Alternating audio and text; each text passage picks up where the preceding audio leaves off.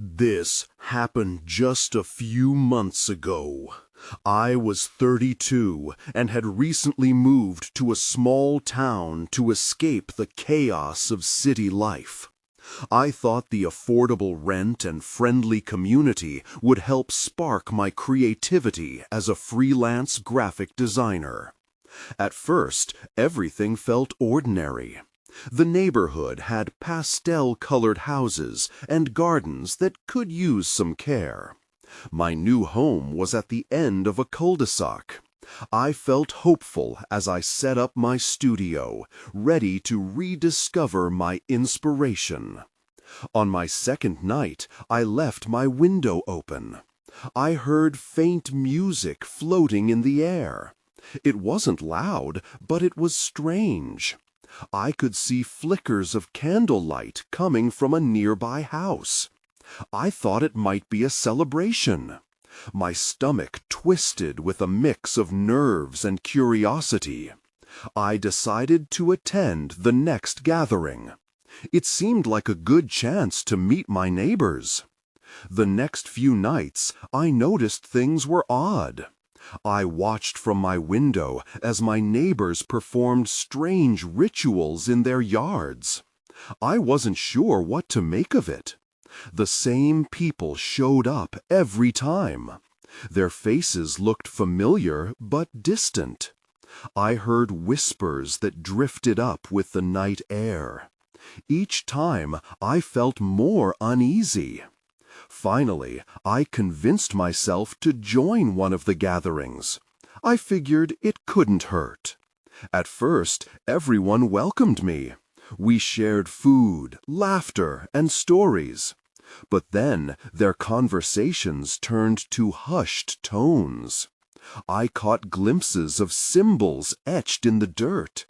They looked real, almost like they belonged there. As I took part in each gathering, a sense of dread grew in me.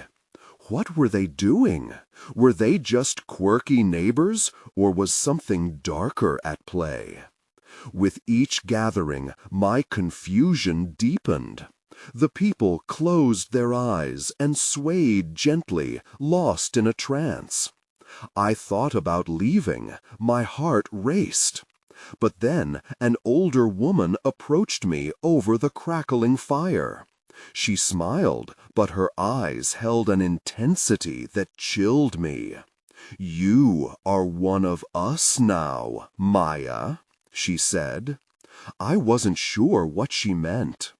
The night air felt colder. Whispers rose, creeping into my mind. Were they talking about me?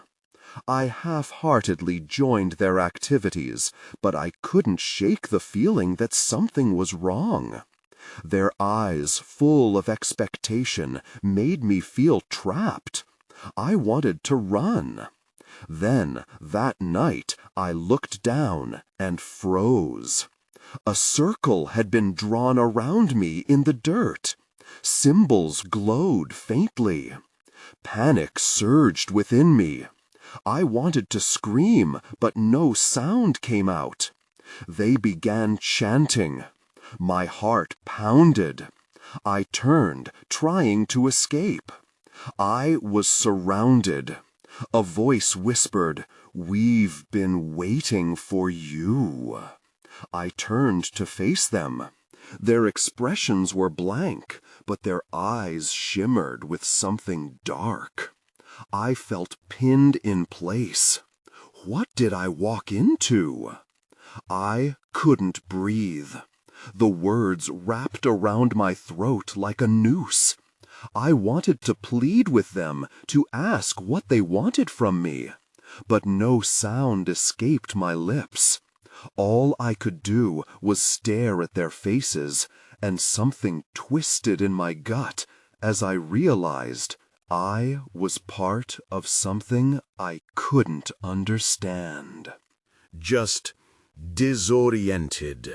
That's all it was, I told myself. I sat up fully, brushing the debris off my clothes. My phone was beside me, and I fumbled to check the time. 3 a.m. Great. Where was everyone? I glanced toward the trees, their silhouettes looming against the pale moonlight, and felt a sudden urge to run. It didn't matter where. I just needed to get away from this place. As I stood, a wave of nausea rolled over me. The memories flashed in my mind, the faces, the chants. But more disturbingly, I recalled the urgency in the woman's voice. You must remember. But remember what? I had no idea what they wanted from me. Turning, I tried to make my way back home. Each step felt like a struggle against some invisible barrier pressing in on me. The quiet was thick, too thick. I could feel it wrapping around my sides like a constricting wall, and I pressed on, heart still pounding. When I finally reached the edge of my neighborhood, I paused to catch my breath. It felt wrong. Everything felt wrong. That's when I noticed something glimmering through the branches of a nearby tree. It caught my eye, pulling me in despite my rising panic. I took a few hesitant steps toward it.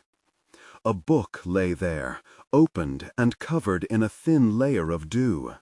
The moment I touched it, a shiver raced down my spine. The pages were filled with sketches and notes. Symbols similar to those in the dirt last night lined the margins. My hands shook as I skimmed the pages. There were illustrations of rituals, drawings of people bound together, and strange images of the moon.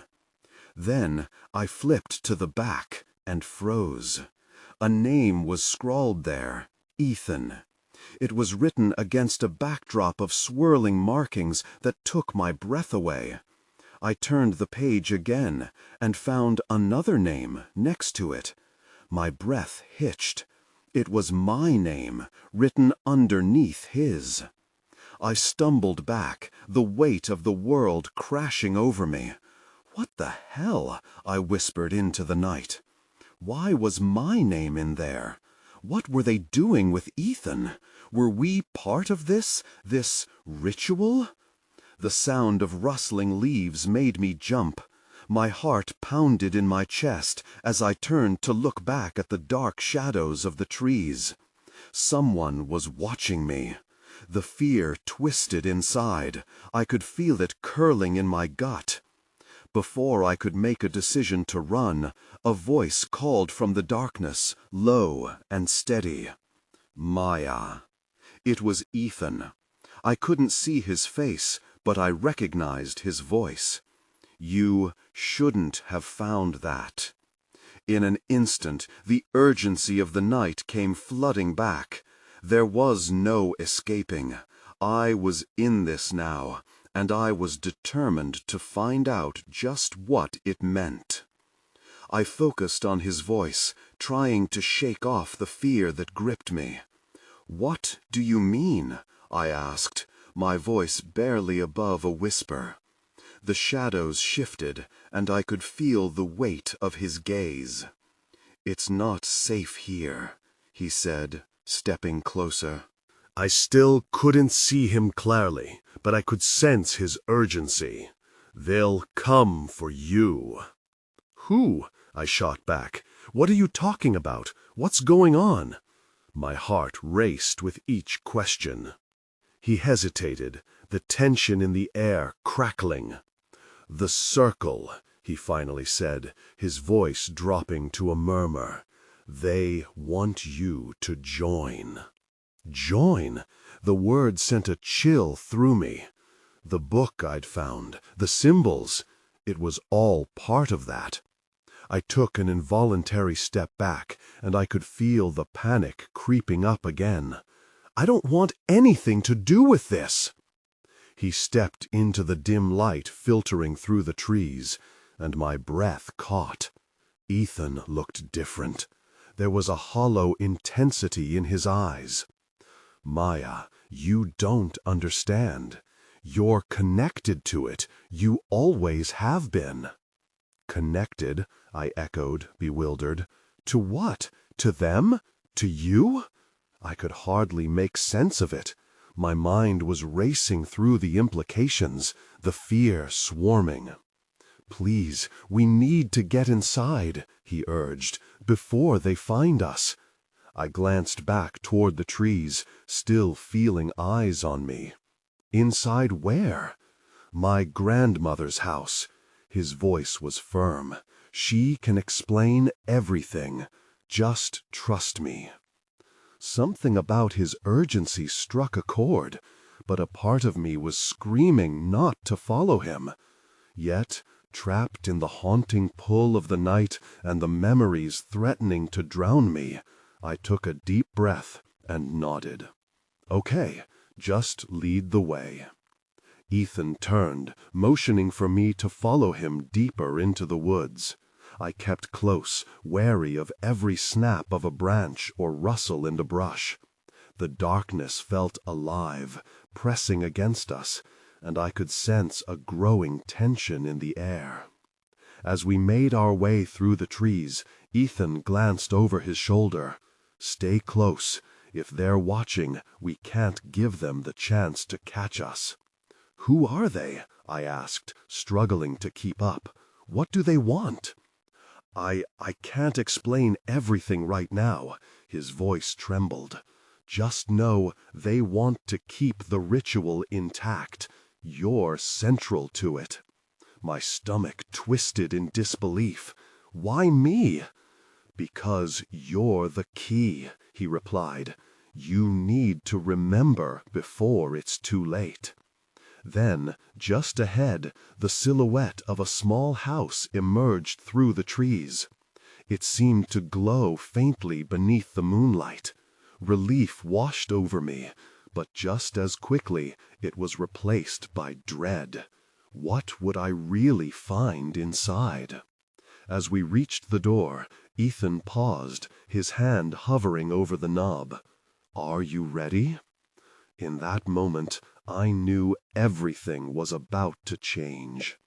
No, I murmured, the doubt pooling in my gut, but it was too late to turn back now. With one swift motion, he opened the door, and darkness rushed out to greet us. Before I could step inside, a sound froze me in place. An echo of voices, chanting, coming from the woods behind us. I turned, heart dropping, as I realized we weren't safe yet. They were here. Go! Ethan shouted as he pushed me inside. I stumbled in, just as shadows spilled into the doorway behind us. The door slammed shut, leaving us in the muted glow of the house. And for the first time, I felt the panic of real danger close in around me.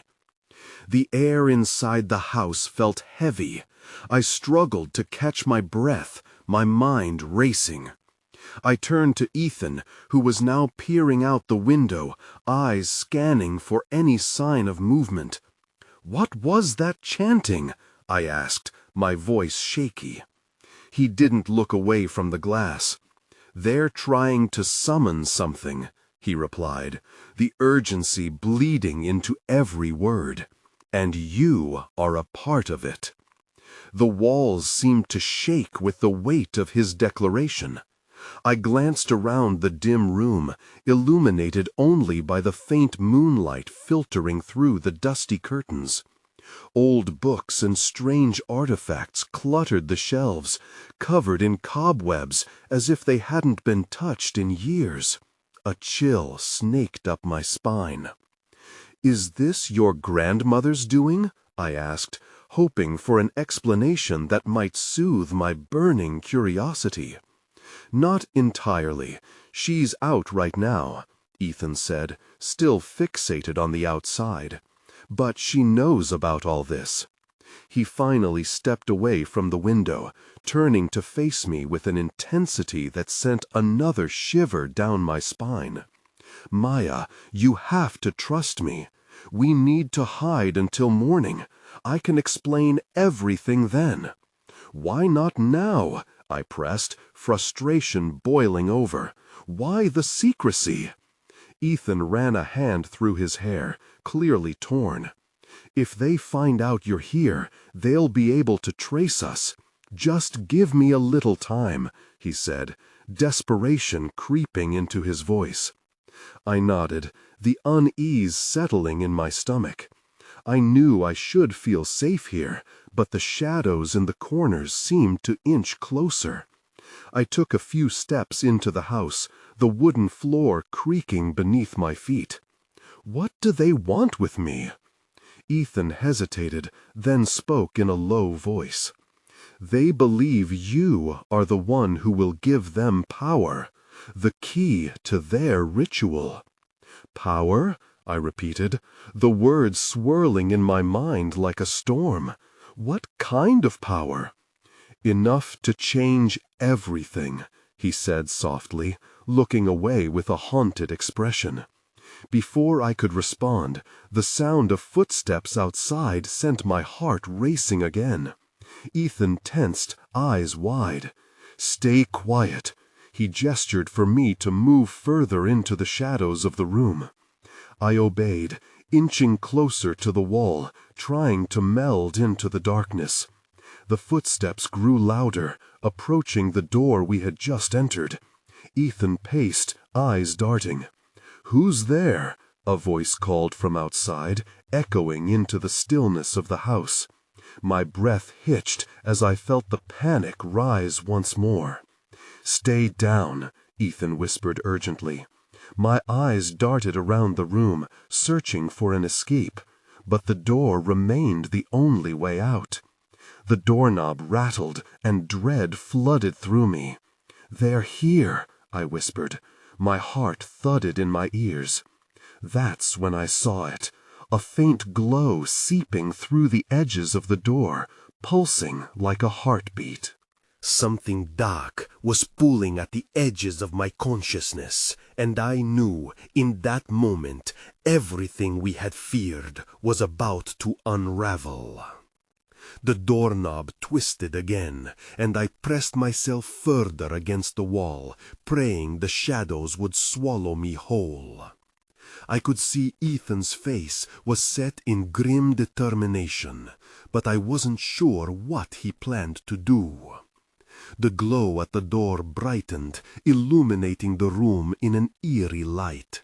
Panic jabbed at my insides. Memories of old horror movies burst into my mind. Every instinct screamed at me to run, yet my feet felt glued to the floor. "What do we do?" I whispered, my voice barely a breath. Ethan didn't answer immediately. His gaze shifted back to the door, and then to me, his expression a mix of fear and resolve. "We can't let them in. If they find you—" He trailed off, his eyes darkening with dread. What was worse than what was happening right now? The footsteps resumed, heavier this time, echoing through the silence. "Maya," Ethan said, his voice steadying, "there's a trapdoor in the corner. I need you to hide there until I say it's safe." I hesitated, fear locking me in place. "What if?" "Just trust me," he urged, fierce but still muffled by the noise outside. I darted to the corner, where a rug lay awkwardly askew. My fingers fumbled against the edges, and I pulled it back to reveal a small, dusty trapdoor. With trembling hands, I lifted it and slipped inside. The darkness consumed me, leaving just a sliver of light from above. Breath shallow, I crouched low and listened. The sound of the doorknob ceased, replaced by heavy, muttered voices outside. The rhythmic chanting from earlier returned, stronger and more insistent, vibrating with an otherworldly energy that coursed through the air. Suddenly, a thud echoed in the room above me. The trapdoor creaked slightly, as if resisting the weight pressing down on it. My heart quickened. They had entered. I could hear Ethan speaking low and hurriedly, trying to get them away from me. "Maya?" I heard him call, barely above a whisper. My heart sank at the worry in his voice. There was a louder crash, and the voices grew frantic. "He must be here," one voice shouted, deep and laden with malice. It sent chills through my body. "Ethan," I called softly, but the words got lost in the chaos. I strained to hear what was happening above me, nerves flaring as the chanting swelled. Each word felt like a wave crashing against the walls, drowning out reason. "Find her, she's the key," another voice snarled. The weight of their threat bore down on me. I couldn't just hide. I had to help Ethan. I blinked into the darkness surrounding me, searching for another way out. That's when a glimmer caught my eye. On the trapdoor, a faint symbol was engraved, glowing slightly like the light from before. As I reached out, a pulse shot through my fingers, sending shock waves through my body. I recoiled instinctively. What was this? Fear escalated. I had to make a choice. I had to figure this out, and fast. As the chanting reached its climax, a wall of sound crashed against me, echoing like a thunderstorm. Suddenly, the ground shook. Everything went dark. I gasped as darkness enveloped me. My heart raced, and for a moment I felt as if I was floating. Then the ground jolted beneath me, and I tumbled forward, landing hard on the stone floor of the chamber. Pain shot through my shoulder, but I forced myself to push up, breathing heavily. I needed to escape the chaos above, but I had no idea what awaited me next. I lifted my hands, trying to see in the pitch black. The stone still lay on the pedestal, and I scrambled to find it. My fingers brushed against the cool surface, and contact sent a spark of energy zinging through me. I pulled it tightly against my chest, as if it could protect me from whatever was happening outside. Just then, a ghostly light flickered to life around the chamber. The symbols on the walls blazed with intensity, flooding the space with a brilliant glow. Shadows twisted and flickered, casting eerie shapes that danced around me. "Maya!" Ethan's voice echoed again, more distant this time. I strained to hear him, but I knew I couldn't stay in this chamber forever. They were looking for me. Summoning my strength, I pushed to my feet and glanced around. The symbols seemed to resonate with a rhythm that pulsed through the air. I felt drawn to them, but I shook my head, trying to resist the urge to touch them. Another loud crash echoed through the tunnel, jolting me. I took a deep breath and moved toward the tunnel entrance. The roar of chanting grew louder, and I could hear frantic footsteps above me. They were closing in. As I neared the entrance, I heard the commanding voice again. "Bring her forth. The ritual must begin." My stomach dropped. They didn't just want the stone. They wanted me.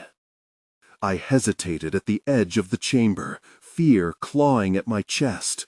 Then I caught sight of a small alcove to the side of the tunnel. Maybe it could hide me. I darted inside just as a group of figures stumbled into the chamber. The flickering light illuminated their cloaks, dark and flowing. They were all masked, their faces hidden, but I could feel their eyes scanning the chamber for me. My heart raced as I pressed myself against the stone wall, trying to be invisible. "Check every corner," one of them commanded. "She cannot escape." I swallowed hard, fighting the urge to tremble. It's like a hunt, and I was the prey. As I waited, I thought of what I had to do. They were after something I barely understood, and I couldn't let them find me. Suddenly, I felt a shift in the air beside me. A faint glow emerged from the stone in my hands, as if it sensed their presence. I took a breath, unsure of what would happen if I revealed my hiding place. Would the stone protect me, or could it draw them closer? I didn't know if I could trust it. But as the chanting grew louder, drowning out my thoughts, an idea sparked within me.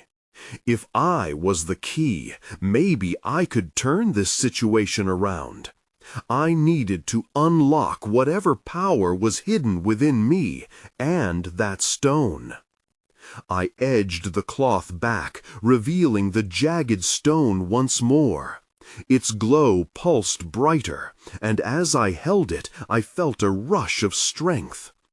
"Unlock the power," I whispered to myself, closing my eyes tight. If I was going to escape, I needed to harness whatever this was. Then, just as I opened my eyes, the chanting shifted. It felt like the figures had turned their attention away from their search. "Find her!" someone shouted. "She's close!" The urgency pressed down on me. I had to act fast.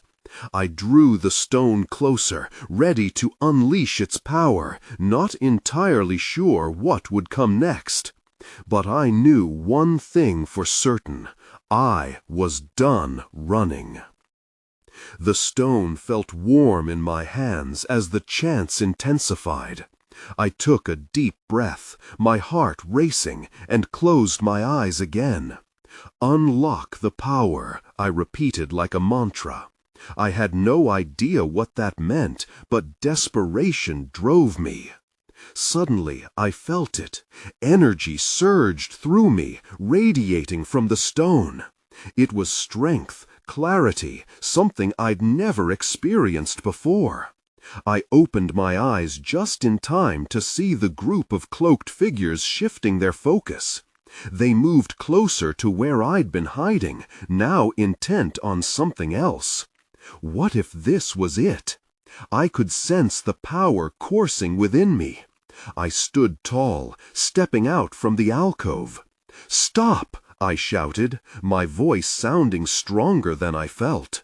The cloaked figures froze, their masked faces turning toward me.